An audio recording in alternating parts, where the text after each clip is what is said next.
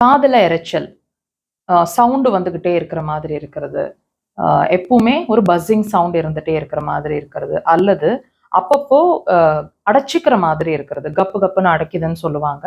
அல்லது உங்களுக்கு குடைச்சல் மாதிரி அடிக்கடி நீங்க காதுல வந்து இச்சிங் குடைஞ்சிட்டே இருக்கணும் போல இருக்கிறது, அல்லது காது மடல்கள்லையோ காது சுத்தியோ கொப்பளங்கள், சூடு கொப்பளங்கள் மாதிரி வருது. இந்த மாதிரி காதுல என்ன ப்ராப்ளம் இருந்தாலும் இந்த பாயிண்ட்டை வச்சு நீங்க குயிக்கா ட்ரீட் பண்ணிக்க முடியும். லொகேஷன் பாருங்க, கால் பாதத்தோட நடுவுல எக்ஸாக்டா அவங்க மார்க் பண்ணியிருக்கிறாங்க, தெரியுதுங்களா?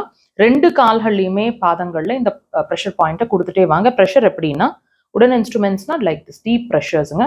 விரல்கள்னா லைக் திஸ். விரல்ல ப்ரெஷர் கொடுக்குறீங்கன்னா நகத்துல வச்சு டீப் ப்ரெஷர்ஸ் கொடுங்க. ப்ரெஷர் எப்படி இருக்கணும்னா, அந்த இடத்துல ஒரு அக்குபஞ்சர் நீடில் யூஸ் பண்ணா எந்த அளவுக்கு வலி இருக்கணுமோ அந்த மாதிரி ப்ரெஷர் இருக்கணும். 3 to 5 முறை, ஒரு first day, second day, third டேலயே டிஃபரன்ஸ் நல்லா தெரியும்.